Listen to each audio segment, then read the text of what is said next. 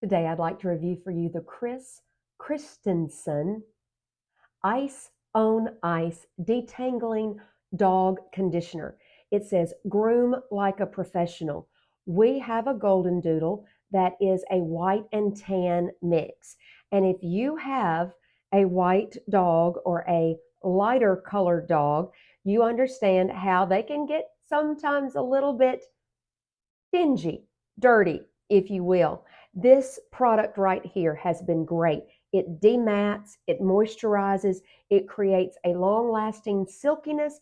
It says it's good for all coat types, and it was recommended by our groomer for our golden doodle, which is a white color. Long lasting silkiness detangles, fights frizz. It's for canine, and it also says for feline. We don't have cats, but it does say that it is good for them as well. We have truly enjoyed it.